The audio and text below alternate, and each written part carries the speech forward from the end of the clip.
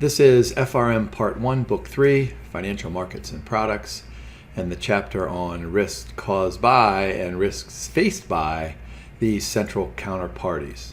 Cool thing about this chapter is that it is a very short chapter and only has 3 learning objectives, and it's really a continuation of what we've been talking about over the last couple of chapters. What are we going to do in this chapter? We're going to identify a bunch of stuff, the risks faced by, the risks to clearing as well as non-clearing members, and then probably something important, some kind of lessons learned. Remember, I say this to you guys all the time. Identify the risks, quantify the risks, and manage the risks. And so that third learning objective is going to go a long way in helping us to manage the risks. Of course, learn from history, make sure that these previous mistakes are not made again. All right, let's talk about the types of risks faced by central counterparties. Of course, we're talking mainly about default risk. So remember that a clearing member who has a license to clear, they may default on one or more transactions. Of course, default is always, kind of the last thing. And if you default, there's probably something that's supporting that default, some kind of a financial weakness. And so, the problems that result from one default are lots of the same things that we talked about back in the fixed income market. So think about this: default or increased distress of other members because of a high default correlation. Of course, if I'm defaulting on a credit default swap, then you guys out there who are also trading credit default swaps are probably going to raise your eyebrows and think, okay, what's going on with Jim? Is that the same thing that's going on with me? There can be these failed auctions when there is a default, and then the central counterparty then has to kind of absorb those losses. And so the way they do this is why there's membership, right? So those losses are going to be imposed on all the members. And hopefully there are ways and mechanisms to distribute those losses in a fair and equitable manner. Think about this: initial margins and default funds are returned to any members who resign, then that could contribute to losses felt by other members. And then, of course, whenever you default, there has to be a lessening of the reputation. And if I default, and my best friend is over here, and you're my best friend, and we're always doing stuff together, then the market is going to look at my best friend and say, boy, weren't you friends with Jim? Aren't you going to default soon? Okay. And of course, there are non-default events, and this is true for any kind of an organization. Fraud. I mean, this is, what are we, 20 years out from Enron? That's kind of like the poster example of fraud. Operational losses, investment losses, and litigation losses. I mean, these things make perfect sense. But of course, remember, the problem here is that these are likely not to be isolated. And so look in the blue box I have down there, I have the word correlated. And so these, operational losses or investment losses, I mean, these might be due to some kind of stress or market disturbance.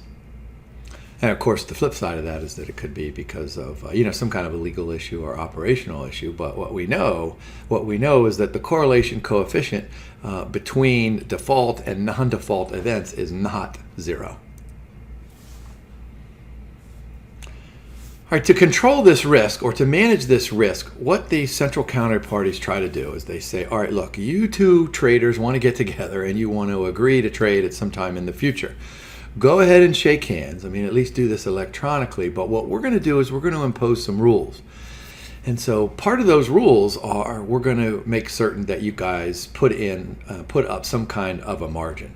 So the question then becomes, how do I, as the CCP, how do I determine what that margin should be? Should it be 5,000? Should it be 10,000? Should it be 2%?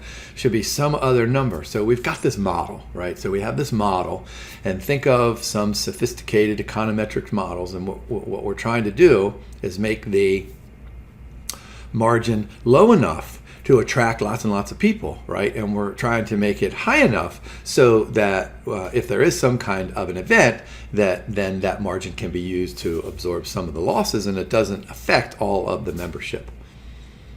Now, of course, anytime you use a model, you're going to implement that model and make decisions based on that model with some error, right? Remember, we talked about this in our statistics and econometrics discussions. Whenever you use a model, you're going to be wrong. I mean, let's just face it, you're going to be wrong. The question is, are you going to be this wrong, or are you going to be this wrong? Now, in the previous video, I emphasized this need for liquidity, and I'll just go ahead and emphasize it again. Of course, what's happening is that there's no way that these participants are going to enter the market unless they know they can get their money back. And that's the sense of liquidity. And here's the deal. These central counterparties, they face liquidity risk because there's lots of cash going out, there's lots of cash coming in. And so this is almost like a traditional working capital management issue in which those cash flows have to be managed. And boy, if there's ever a shortage of cash, then this complicates, let me just go back really quickly. It complicates all that stuff, and it complicates all that stuff. Operational and legal risk. Of course, the operations of any kind of an organization or a business are those flow chart items that go from the beginning into the end. And so the worry is that there's some kind of a bottleneck. So imagine these flow of trades coming in with futures contracts on cocoa, and all of a sudden they hit some kind of a obstacle or a barrier in there and cause a bottleneck. And then on top of that, when we're moving all this capital from margin accounts to other margin accounts, and remember, this is done every day, and so we're doing this so quickly, there's the specter of legal risk. Other risks include things like, somebody has to keep track of the securities that these derivative contracts are written on. So there's the risk that the custodian fails itself or has some kind of financial distress. Wrong way risk. This is interesting. We talk about correlations all the time, and that diversification sometimes doesn't work when you need it because correlations between and among stocks and bonds, they tend to go up during times of financial distress. Well, the same thing goes on here with this thing called wrong way risk. Everything's going the wrong way. So there's a correlation between the counterparty's creditworthiness, maybe the value of the portfolio, maybe the value of the collateral that has been posted. So if things go bad, they go bad with all that stuff. And so, it's like, okay, you owe me $10. Well, I had $10 in my pocket, but I had to pay all these people over here and all these people over here. And my children took some of my money for a PlayStation game. So, boy, what used to be $10 is now only $1. So think about that wrong way risk is everything going against you at the same time when you don't need it. And of course, this is a global market, so there's foreign exchange risk. But of course, these CCPs, they try to manage that by requiring, maybe cash margins, maybe in currency that is considered to be stable. Concentration risk is the risk that the contracts are concentrated in a couple of different areas, like maybe like a region. Like maybe we're dealing with lots and lots of futures contracts. Somehow in the German market, maybe a bunch of German bonds, maybe a bunch of German stocks or portfolios or indexes. So we've got all this concentration inside of Germany. So we have to worry about, market risk, but then we have to worry about something going wrong with that particular country. And then sovereign risk, of course, is something similar, but not with the economics of that particular country, but the government of that particular country. Now remember, there are clearing members and there are non-clearing members. The clearing members, they have a license to clear and do all that stuff. Non-clearing members, they don't. They just have these non-clearing members, they have the right to come in and find a clearing member so they can execute the trades. But there's extra risks that we haven't talked about so far. And so let's suppose that I'm a member. Whether or not I'm clearing or non-clearing, I don't think that's too important. But let's suppose that I default on, I default on the short position in a futures contract on an interest rate cap, and so I default, and it's $10 million of notional in there, or $10 million worth of a value of a futures contract. If I default, those contracts are still open. And so one way to do this is just to look at everybody else and say, okay, you take this much of Jim's, you take this much of Jim's, you take this much of Jim's. Now, most of these CCPs try not to do the forced allocation.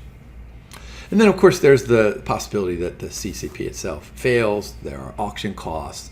There are default fund utilization. I mean, they could utilize those funds over here when perhaps they should have been used over there.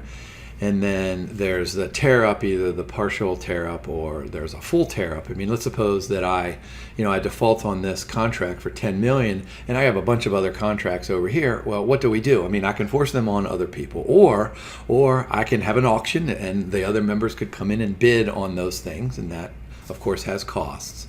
Or I could just, as the CCP, I could just say, you know what, let me tear these things up, either partially or fully. Now, prospective members, of course, can try to identify, quantify, manage all those risks faced by a member of the CCP. And I encourage you just to go to one of these web pages. I mean, they got tons and tons of information. And so this is really just a list of some things that make perfect sense. Criteria for membership, investment policies, what do we do about default, what are the operations, how much capital do I need, credit ratings. Of course, I bet you guys know that Moody's comes in and they rate these. They rate these organizations, and then of course margins and the contributions to that default fund. Now, non-clearing members probably have an additional layer of protection, and so look at my circle points there. If a clearing member defaults, the clients might be safe provided that their clearing member is in compliance. And so there's some kind of a safeguard for this margin segregation and portability, so that it can either stay over there or it can move over there. And here's this final learning objective that's probably important. What we don't want to do is repeat the mistakes from the past. So common sources of failures include things like, what did I talk about a few slides ago? Modeling risk. So we have insufficient margins because the model failed us, and we have insufficient default funds because the model failed us. Of course, you've got to know that these underlying assets, they go like this. And so sometimes they're going to go way up, and that's good news for some members, and it's bad news for other members, likewise when the price falls. So we've got to be prepared for these large movements in price. Changing market conditions are going to dictate what happens to those initial margins and then the maintenance margins. And once again, this swings back to our model. How about liquidity strains and operational problems? And so these are the kinds of events or processes that have failed in the past, especially leading up to 2007 and 2008. All right, so what are some of these lessons? So operational risks must be mitigated at all costs.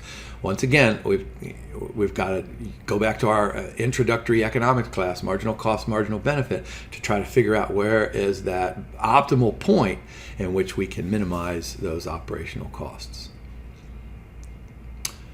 These variation margins should be recalculated. I mean, there's no doubt about it. I mean, the market goes up and the market goes down. Of course, we know all that stuff, and those variation margins have to reflect current market conditions.